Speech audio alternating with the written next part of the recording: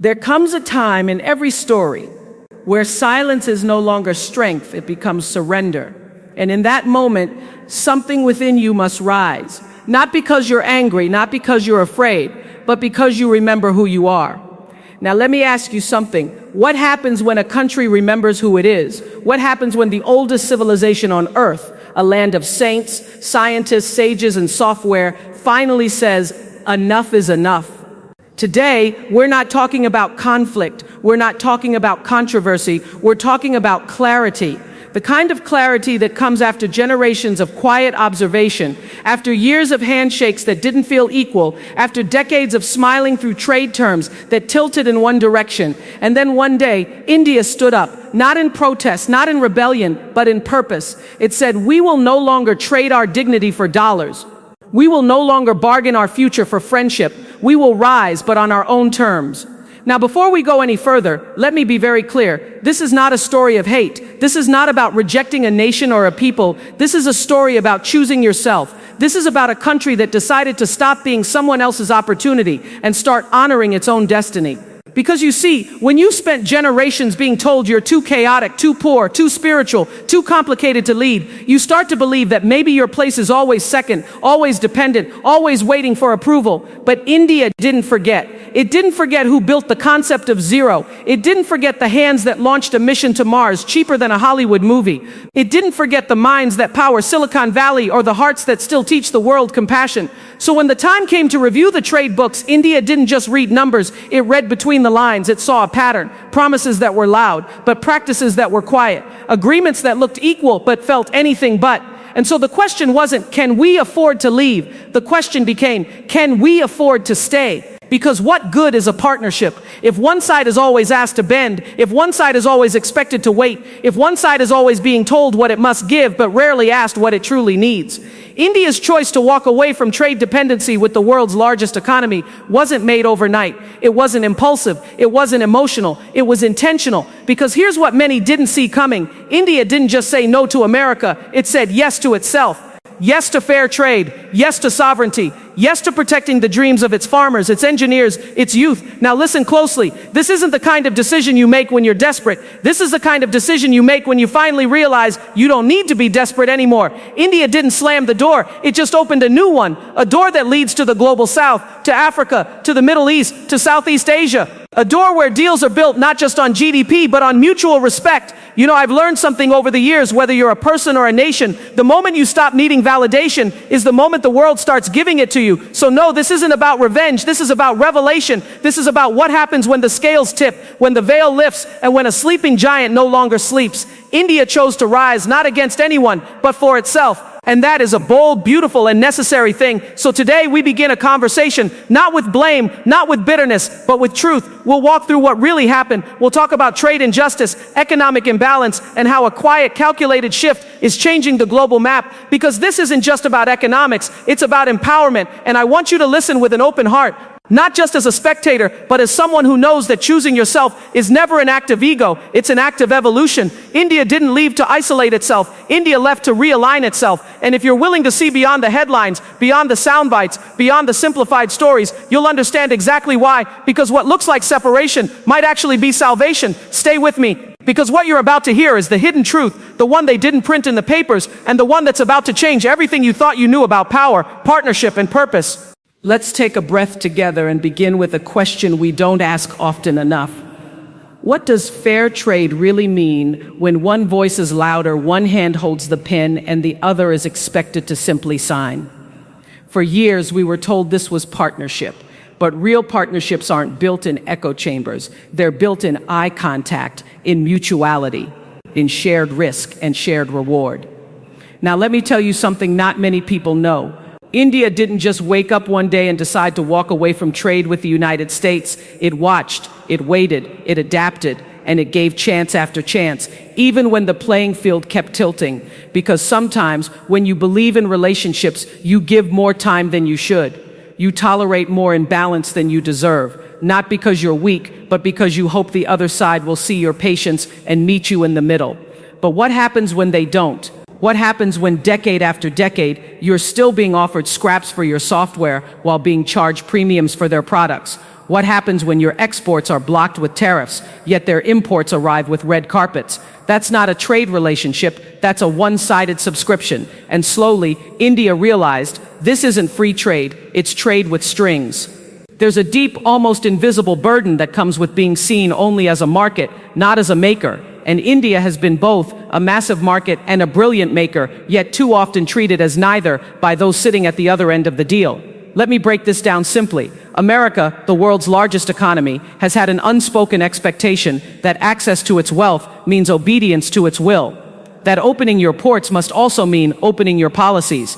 That you can sell your tea, your code, your textiles, but don't you dare question the terms of the contract. But you see, India started reading that contract more closely, line by line, clause by clause, and you know what it found? It found that equal was never actually equal, that partners was just a word used to dress up dominance. And here's the part they didn't see coming. India, quiet, methodical, spiritual India, kept the receipts. It remembered how its pharmaceuticals were undercut. It remembered how its farmers suffered under foreign seed patents. It remembered how sudden sanctions came without conversation, decisions made oceans away with no regard for local consequence. So eventually, a question began to rise, not from politicians, but from the people. Why do we keep calling this fair when it doesn't feel fair at all? And that question turned into a movement, a shift in mindset. A silent but sweeping awareness that trade is not just about goods, it's about goals. It's about whether this deal aligns with our future, not just theirs. India didn't want to fight. India wanted freedom, the freedom to decide its own economic destiny without conditions, the freedom to trade without trading away its values. That's why this moment matters, because for the first time in decades, India is not asking for a seat at someone else's table, it's building its own. And this is what I want every listener to understand. The decision to walk away wasn't rejection, it was reflection. A deep reflection on who benefits, who bends, and who always seems to be left carrying the heaviest load. When the numbers no longer add up, when the promises no longer protect, when the handshake no longer feels warm, you don't just keep walking in circles. You stop, you stand still, you look within, and you ask, who are we really serving here? That's what India did. Not out of arrogance, not out of revenge, but out of remembrance. Remembrance of its worth, its wisdom, its will to rise without permission. So no, this wasn't just a trade decision. This was a spiritual decision, a cultural one, a declaration that said, we are no longer afraid to honor ourselves, even if that means disappointing others. Because sometimes, the most powerful move you can make is the one where you stop begging to be seen and start seeing yourself. There's something that happens when you've been quiet for too long. At first, silence feels like peace. You convince yourself, if I don't make waves, maybe I'll be allowed to sail. You start negotiating your dignity just to keep the dialogue going. You lower your voice just to stay in the room. You smile through the sting, hoping one day they'll notice the bruise behind it. But let me tell you, when silence becomes your survival strategy, you are not at peace. You are at risk. For decades, India played the polite guest in a room it helped build. It signed the trade deals. It showed up at the summits. It shook the hands that didn't always offer equality, but offered opportunity. And India believed in those opportunities, because that's what visionaries do. They hope, they build, they work twice as hard for half the credit, not because they're naive, but because they see what's possible. But over time, even visionaries get tired of being underestimated. Now I want you to feel this deeply. Imagine being a country with 1.4 billion people, a country that feeds the world, powers the world, educates the world, and yet constantly being treated like a back office, a backup plan, a buyer, not a builder. Imagine contributing to global growth and still being questioned about your commitment. Imagine offering solutions and still being lectured like a student. Imagine honoring every term while watching the terms quietly shift whenever you begin to rise. That is the weight of unequal trade. It's not just about products, it's about power. It's about how one nation can corner your market, flood your economy with its goods, and then dictate your policy like it's doing you a favor. And India, patient, resilient India, took all of that in. It watched the imbalance, it swallowed the disappointment, but it never lost its memory. There were moments of hope, yes, moments where collaboration felt possible, where both countries spoke of shared values and mutual progress, but words without integrity are just noise. And eventually India had to ask, if our friendship only works when we stay small, is it really friendship? Because there's a cost to being polite in a room that quietly benefits from your obedience. There's a cost to suppressing your truth for the comfort of someone else's illusion. There's a cost to pretending that a one-sided deal is somehow strategic alignment. And India paid that cost. in livelihoods lost, in industries undermined, in voices that were never heard. But here's the miracle of truth. No matter how deeply you bury it, it will rise. And when it rises, it won't come with rage. It comes with resolve. That's what we're seeing now. India didn't end trade ties with America to hurt anyone. It ended them to heal something, to stop bleeding resources for promises that never matured, to stop being told that saying no is a betrayal, when in truth, it's an act of self-respect. India chose to honor its farmers who were being crushed under foreign agricultural giants. It chose to defend its industries, which were being outpaced not by innovation, but by interference. It chose to support its local economy, not because it's anti-global, but because it's pro-fairness. And that's the shift that scared people, not the decision itself, but the decisiveness behind it, the clarity, the calm refusal, the quiet power that comes when a nation says, we will not participate in our own exploitation anymore. And let's be honest, when you stop giving more than you get, people start calling you difficult. When you stop accepting less, they start calling you aggressive.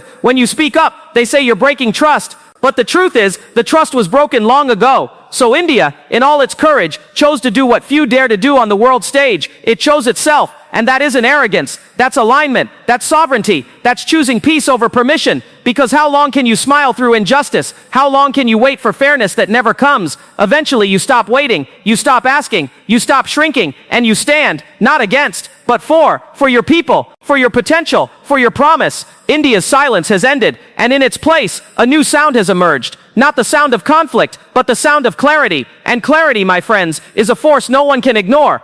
There's a moment in every life and every journey when you stop asking, am I allowed?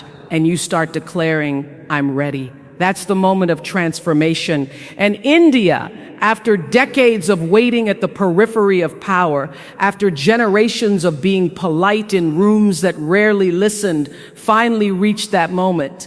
It didn't happen with fireworks. It didn't come through threats or headlines. It came through clarity. Clarity that said, we no longer need permission to pursue our purpose. Because when you know who you are deeply, without apology, the world doesn't get to define your direction. And India knows who it is now. It is not a second-class player in a first-world game. It is not a passive consumer in someone else's profit story. It is not a bargaining chip on a global chessboard. It is a builder, a leader, a creator of its own destiny. This quiet revolution didn't start in the parliament or the press. It started in the hearts of the people. It started with the rural woman in a village selling handmade cloth, asking why foreign brands could undercut her with bulk imports. It started with the software developer in Bengaluru, wondering why local innovation got less funding than foreign copycats. It started with the farmer planting seeds tied to international patents, wondering where his freedom to grow went. And slowly India realized you cannot build a nation while begging others to believe in it. You have to believe first. You have to choose yourself first. That's what this decision was about. Walking away from trade dependence on the US wasn't a retreat. It was a redirection. It was a choice to build infrastructure that feeds its own people, to support entrepreneurs who didn't attend Ivy League schools, but who understand the heartbeat of this land. To invest in students who may not speak fluent English, but who dream in innovation. It was about protecting something sacred, sovereignty, because sovereignty isn't just about borders, it's about decisions. It's about who gets to say yes, who gets to say no, and who gets to define the value of what you create. India decided, we will no longer allow our growth to be managed by others' interests. It began rerouting its supply chains, diversifying trade partners, strengthening domestic industries, fueling local startups, reclaiming ownership of what it once gave away for validation. This is the hidden revolution. It's not loud. It's not vengeful. It's rooted in wisdom. Because when you've been underestimated long enough, you learn to stop speaking loudly and start moving strategically. India knew the eyes of the world were watching, and still it chose to step away, not because it didn't care, but because it finally did. It cared enough to say, we deserve more than crumbs from the richest table. We are not here to validate the system. We are here to evolve it. This wasn't anti-America. This was pro-India. And there's a difference. You can respect a nation and still refuse an unfair deal. You can admire a people and still say, this no longer serves us. That's maturity. That's dignity. That's strength. And let me tell you something. True strength never asks for applause. It doesn't need to shout. It doesn't wait for headlines. It just moves forward with discipline, direction, and a deep knowing that this is right. So now the world is watching, but not for the reasons it used to. Not to offer aid, not to analyze poverty, not to write think pieces about corruption and chaos. Now they're watching to understand how a country with ancient roots and modern dreams found the courage to pivot on its own terms. And that's what makes this story so powerful. Because in a world obsessed with influence and control, India made a radical, beautiful, and deeply spiritual choice. It chose purpose over permission. It chose to lead, not follow, to build, not borrow, to trade, but not be traded. This isn't just policy. This is power, quiet, sovereign, awakened power. And once you taste that kind of freedom, you never go back. You know, there's a kind of power that doesn't come from shouting. It comes from stillness. It comes when someone who's been quiet for a long time finally speaks, not with rage, but with resolution, not with noise, but with truth. And the day India ended its long-standing trade dependency on the United States, the world didn't just hear a statement, it felt a shift. It was like the earth paused just for a second, not in fear, but in recalibration. Papit for mustor, Princidinia when pride.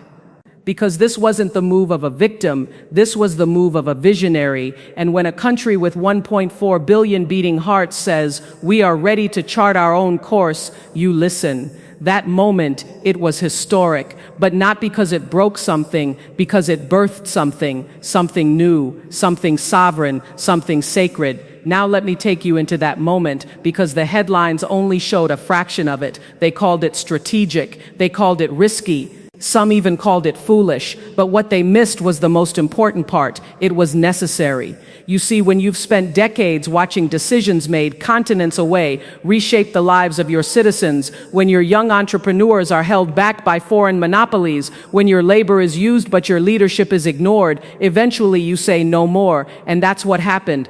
India didn't burn a bridge, it just stopped crossing the same one that always led to the same place: dependence, delay, disappointment. So yes, the day that announcement came, that India was walking away from imbalanced trade with America, it startled some people because they were used to the old script. They were used to India needing them. They were used to India compromising. They were used to India staying in the back of the line. But something had changed. This wasn't an emotional reaction. This was a deeply spiritual realignment, a remembrance of identity, a return to roots, a reclaiming of narrative. And that's what the world didn't expect, that quiet countries can still roar, that a nation known for yoga, prayer, and patience could also stand with steel in its spine and say, we don't need to follow your script anymore. We're writing our own. And here's what I love about that moment. India didn't do it with cruelty.